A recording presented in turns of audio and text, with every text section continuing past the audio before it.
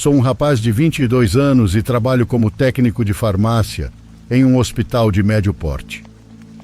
Trabalho no turno da noite, das 18 às 4 da manhã, e sou responsável por abastecer as salas de cirurgia.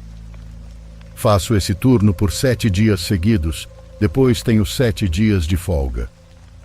Trabalhar 7 dias é cansativo, mas os 7 dias de descanso são maravilhosos. Sério. Trabalho de quinta a quarta-feira e na minha sexta noite de trabalho, uma terça-feira, saí um pouco mais cedo para encontrar minha esposa na casa da tia dela, a cerca de 40 minutos de onde moramos. Ela estava cuidando dos primos pequenos enquanto a tia e o tio viajavam. A casa não tinha muro nem cortinas, então ela se sentia desconfortável nas noites que passou lá. No início eu não fui porque era minha semana de trabalho e ela me disse que não fazia sentido ir para lá só para chegar às 5 da manhã e dormir quando o sol já estivesse nascendo. Mas na última noite dela lá, ela estava extremamente ansiosa, então eu disse que iria. Ela é teimosa, mas me agradeceu e ficou muito mais tranquila quando cheguei. Trabalhar no turno da noite nos últimos 2 anos tem me desgastado mentalmente e acho que estou desenvolvendo uma leve insônia. Eu simplesmente não conseguia dormir depois de chegar na casa da tia dela. Isso não é novidade, mas nunca tinha ficado acordado mais de 28 horas antes. Mesmo que quisesse, não podia dormir, pois tínhamos um dia cheio pela frente. Precisávamos levar os primos dela à escola, ir a um chá revelação de um amigo e fazer compras, pois não tínhamos nada em casa já que ela estava fora, e eu precisava estar no trabalho às 18. Acabei cochilando no carro por menos de 10 minutos. Sentia o sono me dominando, mas tomei um Red Bull grande e outro energético quando cheguei ao trabalho. Minha esposa me levou ao trabalho e foi me buscar porque meu carro estava com problemas nos freios e também porque nenhum de nós confiava em eu dirigir sem ter dormido. Era quarta-feira à noite agora, e eu estava acordado desde as 14 da tarde de terça-feira. Meu turno começou tranquilo. Se eu me mantivesse ocupado, o cansaço não me pegaria. Coloquei meus fones de ouvido e comecei a ouvir música enquanto abastecia as salas de cirurgia com remédios. Era uma noite da semana, então ainda havia algumas cirurgias tarde da noite, e o pessoal da limpeza estava limpando algumas salas de operação. Não é incomum alguém da equipe de cirurgia entrar na sala onde estou para pegar algo de que precisam, então geralmente me viro e pelo menos dou um sorriso, e eles sorriem de volta. Eu estava focado, abastecendo a máquina Omnicell e ouvindo música, quando ouvi a porta atrás de mim se abrir. Ouvi o rangido agudo característico de uma porta precisando de óleo nas dobradiças. Houve aquele barulho alto de madeira pesada quando a porta se fechou. Então, como sempre, me virei para ver quem era, mas não havia ninguém lá. Não me preocupei muito. Talvez alguém tenha aberto a porta e visto que eu estava ali decidindo ir para outra sala. Continuei meu trabalho. Ao empurrar meu carrinho para a próxima sala, a luz estava apagada. Abri a porta e juro que vi alguém agachado perto da máquina Omnicell, mexendo na lixeira de material perfuro-cortante. Se você não sabe o que é uma lixeira onde você descarta agulhas e frascos após o uso, em vez de jogá-los no lixo comum. Alguém já havia sido pego fazendo isso antes, procurando morfina, e acabou sendo demitido. Liguei a luz e ia perguntar o que a pessoa estava fazendo, mas, quando acendi, não havia ninguém ali. Agora eu já estava começando a me assustar. Não sabia o tempo exato em que começam as alucinações após mais de 24 horas sem dormir. Então pensei que poderia estar imaginando coisas e precisava me acalmar. Terminei de abastecer as salas de cirurgia sem mais ocorrências e voltei para a farmácia. Às 2 da madrugada, todas as noites, temos que entregar medicamentos específicos para pacientes nos postos de enfermagem. Vou usar o 5º andar como exemplo de como os andares estão dispostos, mas cada número corresponde a um andar específico. Há 3 elevadores no meio do andar. Se você sai do elevador à esquerda, tem o lado 510 e o 520, e se vai para a direita, tem o lado 540 e o 550. Cada lado possui 2 alas, com quartos numerados. Todos os andares são dispostos da mesma maneira, então cada ala tem 15 quartos de cada lado. Recentemente, o 5º andar estava passando por uma reforma, então nosso andar de transbordo, o 3º, era onde estavam os pacientes dessa ala. Fui subindo pelos andares, entregando medicamentos no posto de enfermagem em cada andar, até chegar ao 5º. Fui pelo lado esquerdo, entreguei os remédios e decidi ver o andamento da reforma. Ao me aproximar, comecei a ficar incomodado. Não havia enfermeiros nem pacientes, apenas corredores longos e vazios. As salas de cirurgia já são desertas na maioria das noites, então estou acostumado a andar por lá sem problemas, mas ver quartos de pacientes vazios me deu arrepios. Caminhei devagar pelo corredor e ouvi um barulho que parecia uma das camas do hospital chacoalhando. Quando passei pelo quarto 55, vi rapidamente o que estava fazendo o barulho. Ao olhar para dentro, vi um homem idoso tremendo violentamente, como se estivesse tendo uma convulsão. Sangue escorria de seus olhos, nariz e boca, e ele emitia um som gorgolejante, como o de um zumbi. Um monitor apitava freneticamente, como quando um paciente está em parada cardíaca. Meu coração disparou e dei um passo rápido para trás. Em choque, entrei rapidamente de volta na sala, percebendo que ele precisava de ajuda médica, mas ao olhar de novo, juro, o homem havia desaparecido. A cama estava limpa e arrumada. O monitor estava desligado e não havia sinais de que alguém tinha estado naquele quarto por pelo menos um dia. Naquele momento, achei que estava definitivamente tendo alucinações. Voltei rapidamente para os elevadores e desci para o 1º andar, onde fica a farmácia. Ao abrir a porta do elevador, um senhor com uniforme de segurança e crachá do hospital entrou. Ele deu um tapa no meu ombro enquanto passava. Era o mesmo homem que eu tinha visto momentos antes, tendo uma convulsão e fazendo aqueles sons. Ele sorriu para mim enquanto as portas se fechavam e vi os números no painel subirem até o 5º andar. Eu não chamei o elevador para descer, mas o mesmo elevador desceu até o 1º andar e se abriu. Não havia ninguém ali. Corri de volta para a farmácia e me sentei em uma cadeira até minha esposa vir me buscar. Enquanto esperava, pesquisei sobre quanto tempo uma pessoa pode ficar acordada até começar a ter alucinações.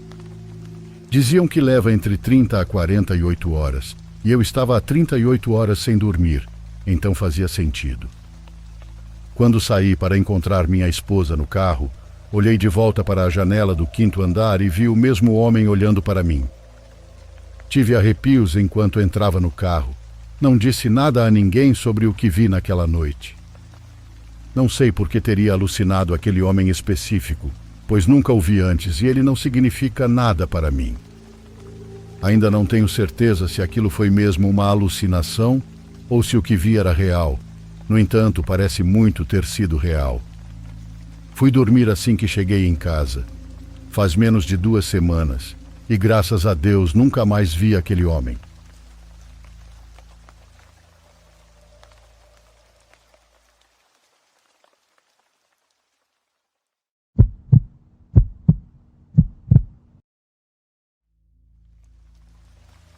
Sou brasileira e já tenho 20 anos trabalhando neste hospital aqui nos Estados Unidos. Não vou mencionar em qual estado, para que não haja nenhum problema, já que o que vou contar pode ser delicado, porque aconteceram coisas muito estranhas. Eu tinha apenas 4 anos trabalhando nesse hospital e já tinha experiência prévia com mais pacientes em outras instituições. Minha formação foi rigorosa, então eu não era inexperiente. E comento isso porque as coisas que aconteceram exigiam muita atenção nos detalhes. Precisávamos ficar muito atentos para que nada passasse despercebido. Enfim, vou contar para que entendam o que quero dizer com tudo isso. Desde que entrei, tive contato com muitos pacientes. Este é um hospital particular que tem várias áreas. É grande E também tem uma área onde mantemos pacientes isolados por um tempo, pois alguns podem ser perigosos, seja porque estão envolvidos em algum crime, ou simplesmente porque a doença exige isolamento durante o tratamento. Havia um paciente que não era uma pessoa má. Longe disso. Ele só tinha explosões de agressividade. Era um homem, e para não revelar sua idade exata, posso dizer que ele estava na casa dos 30 anos. Ele foi transferido de outro hospital, pois já havia passado por um tratamento, digamos, intensivo. Não era o método mais ético, mas ao menos considerando a condição dele, parecia estar melhorando, segundo o prontuário. Com isso, íamos mantê-lo isolado por apenas 2 meses quando chegou até nós, pois mesmo com essas explosões agressivas que representavam perigo não só para nós, mas para ele também, víamos que ele estava melhorando e que também queria se recuperar. Isso estava fora do controle dele. Ele não queria continuar naquela situação. Ele contava com o apoio da família, da nossa equipe, e aceitava que precisava ficar isolado. Essas explosões ocorreram no primeiro mês em que esteve conosco, e ele estava consciente em todos os momentos. Lembrava-se de tudo, inclusive desses episódios em que agia de forma violenta, podendo facilmente nos machucar. E por favor, não esqueçam esses detalhes. Ele lembrava de tudo, inclusive de que chegava a nos chutar e, em várias vezes, quase nos acertava com a cabeça. Ele sempre se desculpava quando se acalmava. Então, deixando claro que ele nunca esquecia nada, o que aconteceu depois do primeiro mês foi muito estranho. No início do segundo mês de observação, pensávamos se poderíamos retirá-lo daquela área isolada, que é realmente um ambiente difícil, sem nada além de um colchão no chão e sem janelas. Na primeira semana, ao visitá-lo com um colega, como fazíamos diariamente, ele nos cumprimentou de forma normal. Porém, teve uma daquelas explosões, e depois de contê-lo e colocá-lo na camisa de força, o deixamos assim por cerca de 1 hora, tempo em que ninguém além de mim e do meu colega podia entrar. Ao retornarmos, ele estava lá, deitado no colchão com a camisa de força, e nos recebeu se desculpando, como sempre. Nesse momento, notamos que no fundo da sala, ao pé do colchão, havia um desenho em uma folha de papel. Pegamos o desenho e perguntamos a ele de onde tinha vindo, se alguém teria, talvez, jogado por debaixo da porta, mas isso era impossível. A porta tinha uma proteção que impedia até mesmo a passagem de água, e só havia uma pequena janelinha que o guarda nunca perdia de vista, pois todas as portas davam para um corredor. Este é um dos hospitais mais rigorosos que já conheci. O desenho era algo bem simples. Uma rua vista de lado com uma casa ao fundo e um carro sem muitos detalhes, mas colorido.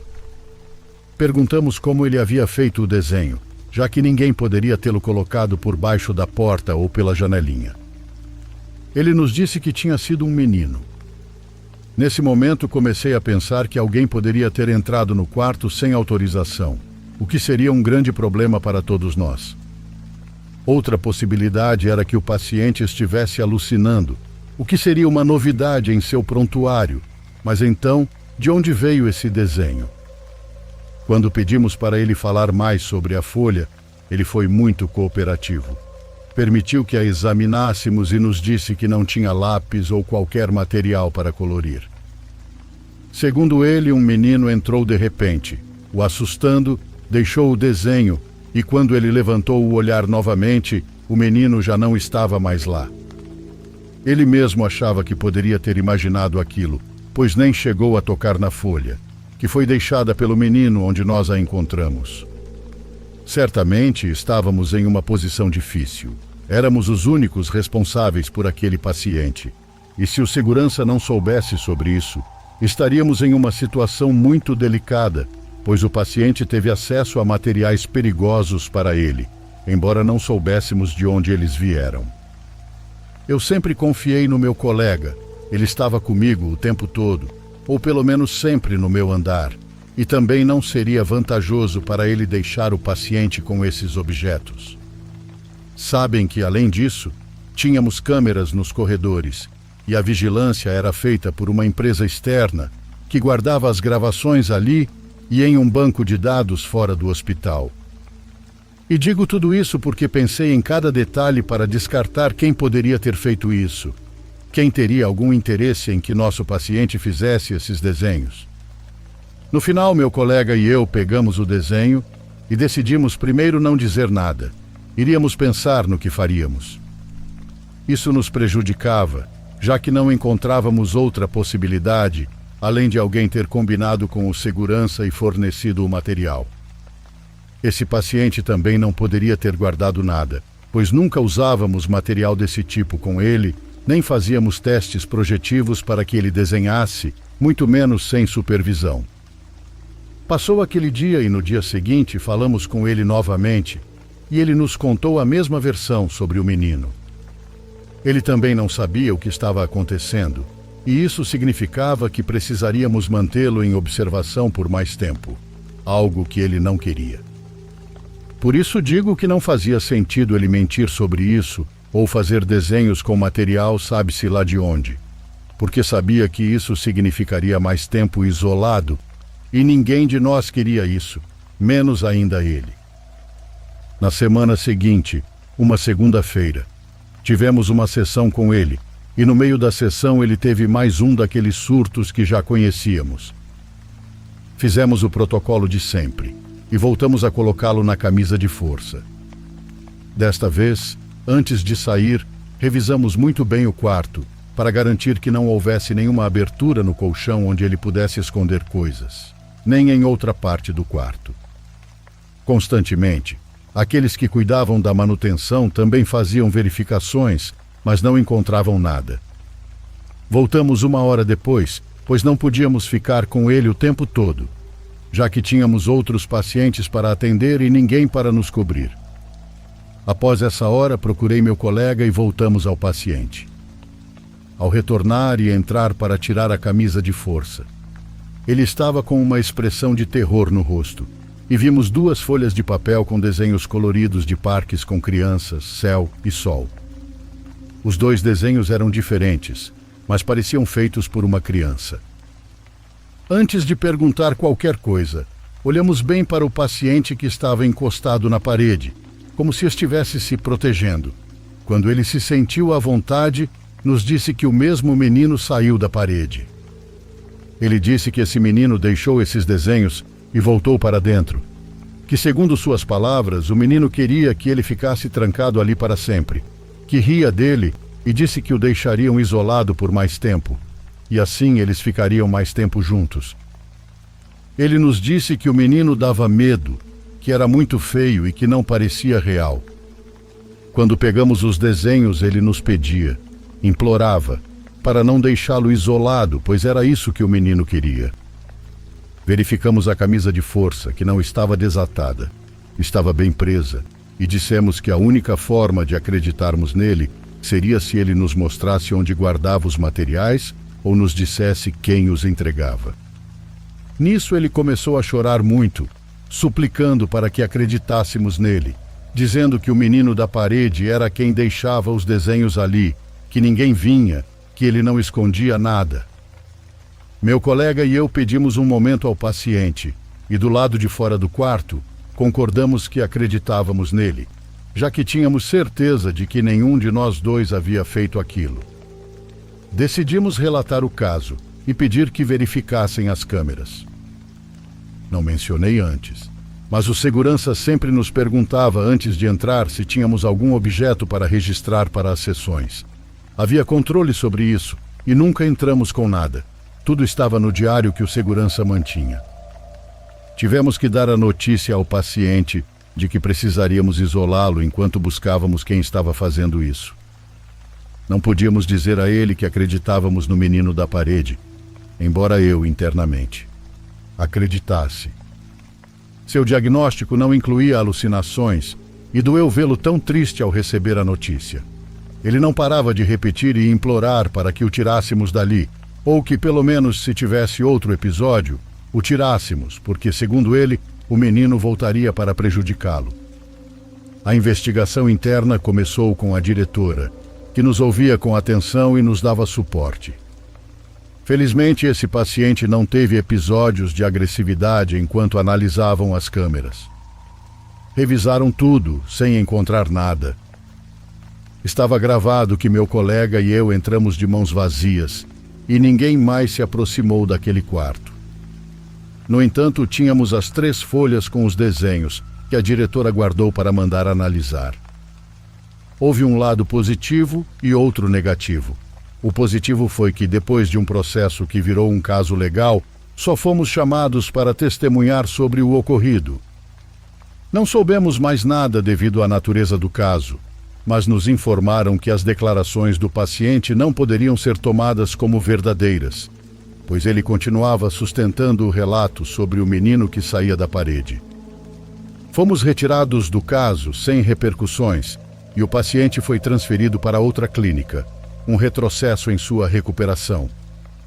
Não pudemos acompanhar o processo e só esperamos, mesmo tantos anos depois, que ele esteja bem, pois acreditávamos nele e a diretora também, em parte. Mas diante de um caso legal era difícil que outros vissem da forma que vivemos. Lá estavam os desenhos. Essa era a prova. Mas eles foram levados e, mesmo assim, nenhum outro paciente mencionou algo saindo das paredes. De fato, atrás daquela parede havia apenas outro quarto e as paredes eram grossas, então ficou arquivado naquele hospital. Bom, tivemos que seguir como se nada tivesse acontecido, porque às vezes o paranormal não cabe nos registros ou num caso de investigação.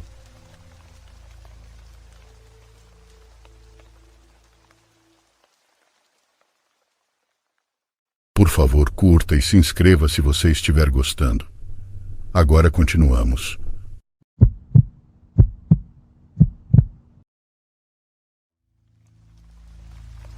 Meu nome é Raul, e embora eu sempre tenha sido uma pessoa cética, o que vou contar ainda me assombra até hoje. Não espero que você acredite em mim. Na verdade, não estou aqui para convencer ninguém. Apenas quero compartilhar algo que vivi há alguns anos e que até agora não consigo explicar completamente. O que sei é que isso mudou totalmente minha percepção do mundo. Cresci em um pequeno vilarejo no sul do México, um lugar onde lendas e superstições são muito comuns entre as pessoas.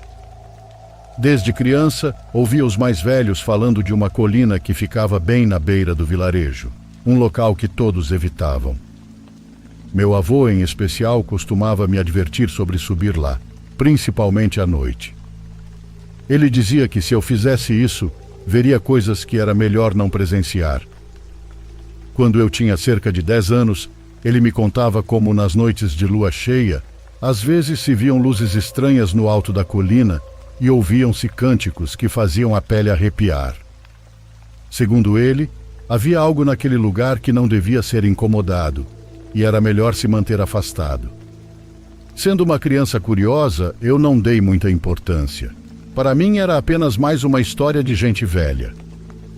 Com o passar dos anos, mudei-me para a cidade, e essas histórias ficaram para trás, mas há cerca de 5 anos, já adulto e com minha própria família, voltei ao vilarejo para visitar minha mãe.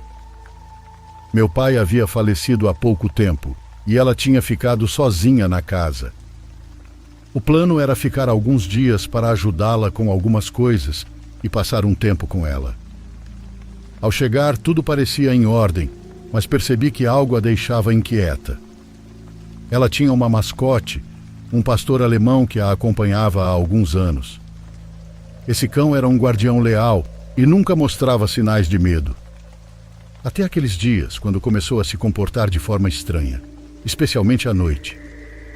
Ele sentava-se em frente a uma das janelas que dava para a colina, olhava fixamente e rosnava baixo, como se visse algo que eu não conseguia ver. Minha mãe também me contou algo que me deixou desconfortável. Disse que, nas últimas semanas, havia visto uma mulher idosa rondando perto da casa, sempre à noite e sempre observando de longe. Segundo ela, a mulher não fazia nada, apenas ficava lá, sorrindo no escuro.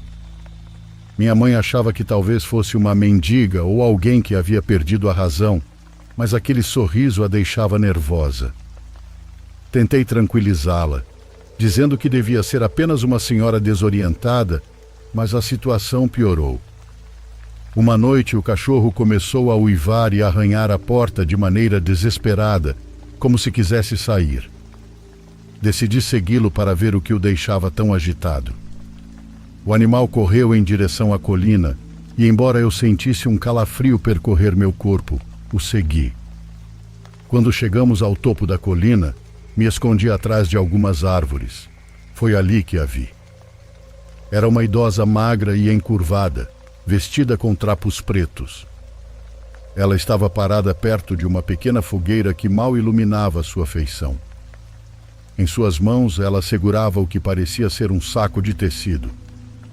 Mesmo estando a certa distância, consegui ouvi-la murmurar algo. Foi então que percebi que ela não estava sozinha. Ao seu redor, no breu, havia outras mulheres. Seus rostos eram difíceis de ver, mas seus movimentos eram lentos e sincronizados, como se estivessem realizando algum tipo de ritual.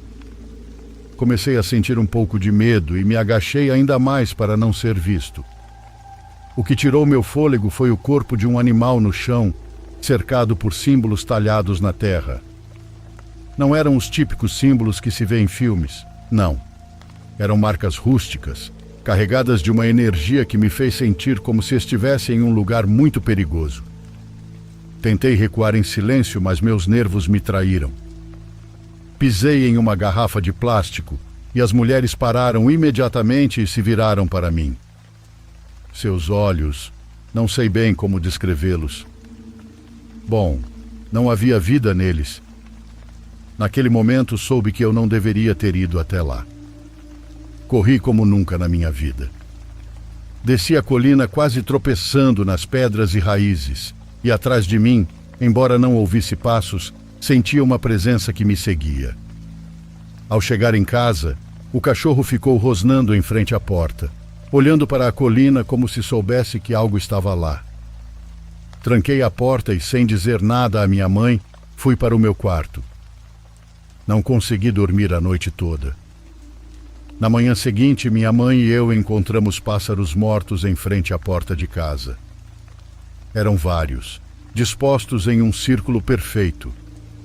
Minha mãe, que sempre foi cética, não conseguiu explicar o que havia acontecido, mas em seus olhos vi medo. O cachorro, que até então era um animal saudável, começou a adoecer. Em questão de dias, seu estado se deteriorou rapidamente, e ele morreu sem que os veterinários pudessem fazer nada. Apesar do ocorrido, tentei me convencer de que tudo era coincidência. Deixei o vilarejo pouco tempo depois, mas o que mais me perturba é que até hoje ainda sonho com aquela idosa e seu olhar vazio. Às vezes sinto que ela ainda me observa, escondida em algum lugar. Esta não é uma história de fantasmas, nem de criaturas irreais. O que vi, o que experimentei, foi real. As bruxas não são personagens de contos com chapéus pontiagudos e vassouras voadoras. São mulheres de carne e osso, com intenções obscuras que praticam rituais que deveriam permanecer nas sombras. Se algum dia ouvir histórias sobre luzes nas colinas ou cânticos à noite, aconselho a se manter afastado. Nem todas as lendas são apenas contos.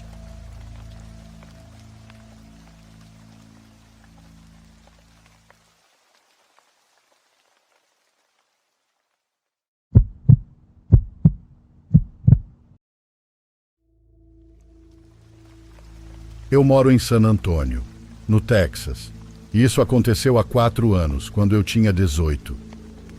Era o último ano do ensino médio, mas foi quando o Covid começou a se espalhar e tudo começou a fechar, inclusive minha escola.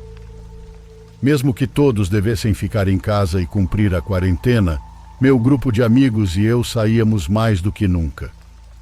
Não havia muito o que fazer, já que todos os comércios não essenciais estavam fechados. Mas uma coisa sobre mim é que eu adoro explorar áreas urbanas e lugares assombrados. Não sou do tipo que se assusta facilmente. Já tive algumas experiências com moradores de rua, com cultos, e até já tive uma arma apontada para mim, mas nada se comparou ao quão estranho e assustador foi o que encontrei nesta ocasião. Naquela época eu estava começando a conversar com uma garota com quem eu estudava, chamada Larissa.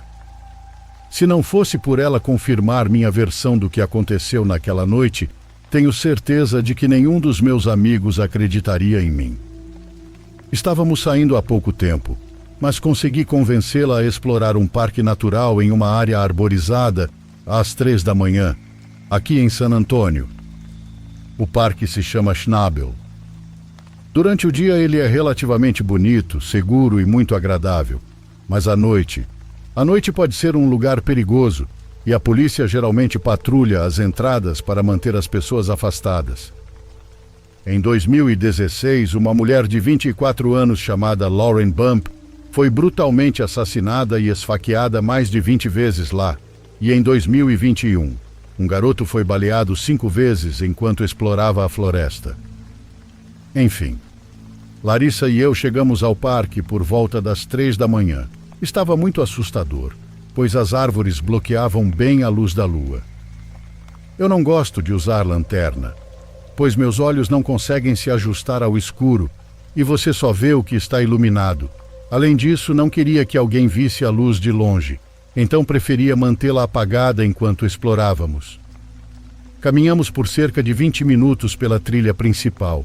Não planejava ficar ali por muito tempo, pois estava bem assustador e estranhamente silencioso naquela noite. Eu conhecia uma trilha alternativa que saía da estrada e levava de volta ao local onde minha caminhonete estava estacionada. Disse a ela que podíamos pegar essa trilha, basicamente fazendo um círculo completo, em vez de voltar pelo mesmo caminho. Ela concordou e assim começamos a caminhar pela trilha alternativa.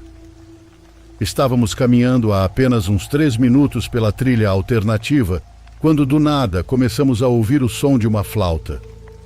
Larissa e eu paramos imediatamente e nos olhamos, apenas escutando. Quem quer que estivesse tocando, fazia isso com precisão e parecia tocar uma espécie de música. Era assustador pra caramba. Como eu disse antes, não me assusto facilmente, mas depois de uns 15 segundos ouvindo aquela flauta, Larissa começou a tremer de medo e a beirar o choro. Eu estava apenas ouvindo, mas quando Lari começou a rezar, pedindo a Deus para salvá-la, percebi a gravidade da situação. Para ser claro, era muito difícil determinar de onde vinha o som da flauta.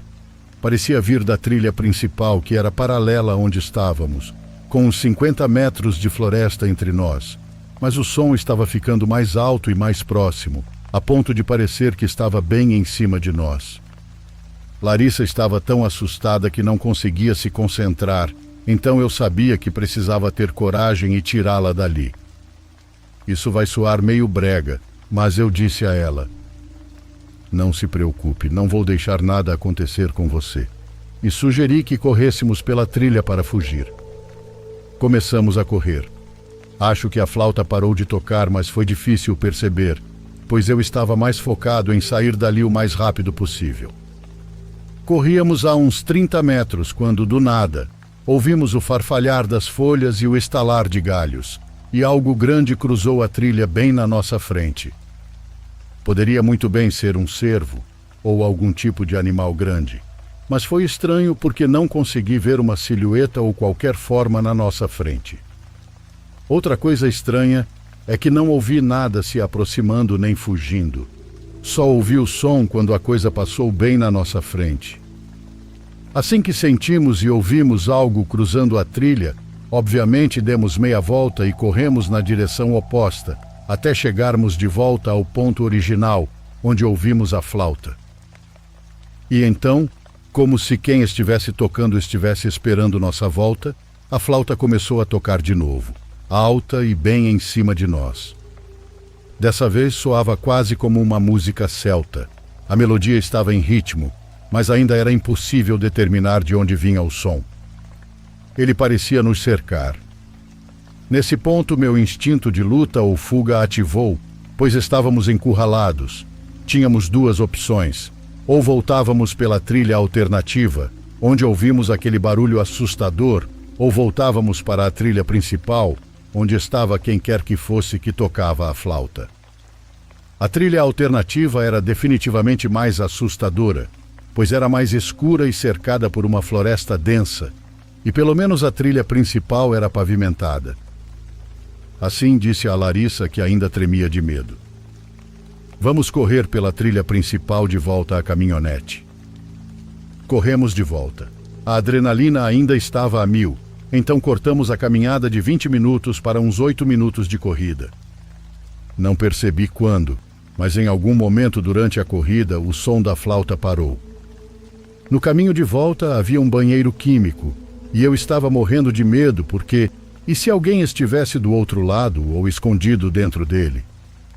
Felizmente não vi ninguém, nem sinais de que alguém estivesse por lá. Na verdade, minha caminhonete era o único veículo na área perto da entrada da floresta. Entramos e saí de lá o mais rápido que pude. No dia seguinte, contei a todos os meus amigos sobre o que aconteceu e pesquisei na internet para ver se alguém já tinha passado por algo parecido. Algumas pessoas afirmaram encontrar aparições, cultos, animais fazendo ruídos assustadores, mas uma flauta suave e rítmica. Não encontrei nada sobre isso, ou talvez eu só não tenha procurado direito. Tentei pensar em todas as possibilidades. Há algumas casas que levam a um bairro na extremidade da floresta, mas essas casas ficam a pelo menos alguns quilômetros de distância, e estávamos bem dentro da floresta. Então não há como o som ter vindo de tão longe, porque, sério, a flauta estava muito clara e eram 3 da manhã. Obviamente nunca descobri quem estava tocando a flauta ou o que passou bem na nossa frente. Escrevendo isso agora, até fiquei arrepiado. Quanto mais penso nisso, mais parece algo paranormal, em vez de algo assustador no nível físico. Não sei se era uma pessoa, uma aparição ou um culto. De qualquer forma, nunca mais voltei lá à noite.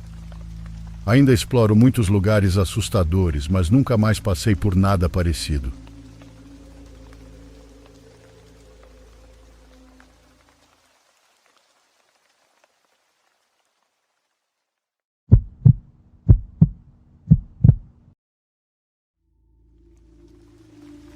Recentemente me mudei para Iowa para escapar de algumas coisas. Consegui um trabalho sem perspectiva de crescimento que paga bem. Não é tão ruim. Definitivamente não vou ficar por aqui para sempre, mas a paz e tranquilidade estão me fazendo bem. O ambiente rural não é algo a que estou acostumado, vindo da cidade e tudo mais, mas estou me adaptando aos poucos. Há cerca de 6 meses, encontrei uma casa modesta com aluguel super baixo, onde morei por alguns meses. Embora a casa em si fosse pequena, o terreno era bem grande. Tinha um quintal enorme, mais terra do que eu sabia o que fazer. Não tenho certeza se era uma fazenda, mas havia um imenso campo de milho ao lado da casa, praticamente terminando em uma cerca de madeira a poucos metros da estrutura. Era possível tocar na casa e na cerca ao mesmo tempo, de tão perto que estavam. Como você deve imaginar, eu não tinha vizinhos e achei a solidão realmente pacífica. Às vezes, à noite, me pegava olhando para o campo pela janela, refletindo sobre minha vida enquanto os milharais balançavam suavemente ao vento. Provavelmente teria ficado mais tempo nessa casa, se não fosse pelo que vou contar. Numa noite fria de outubro com muito vento, estava lá fora fumando um cigarro no deck dos fundos, observando o quintal uma última vez antes de entrar. Eu estava quase acabando quando ouvi um grito. Não era o tipo de som distante de um animal que se ouve no campo de vez em quando. Não, isso era diferente. Era um grito agudo, inconfundivelmente humano. Parecia ser de uma criança, talvez um menino. O som ecoou do campo de milho logo depois da casa. Sem pensar, corri para dentro, peguei meu rifle de caça e voltei para fora. Não sei o que me deu, mas não havia como ignorar uma criança possivelmente em perigo. Enquanto corria em direção ao campo de milho, o grito veio de novo, mais alto desta vez. Parei e olhei ao redor, mas não consegui ver ninguém. Chamei o menino, pedindo para ele gritar de novo para que eu pudesse encontrá-lo, mas só houve silêncio. A adrenalina estava a mil naquele ponto. Pulei a cerca, escolhi uma fileira aleatória de milho e corri ao lado dela, usando a lanterna do celular para enxergar.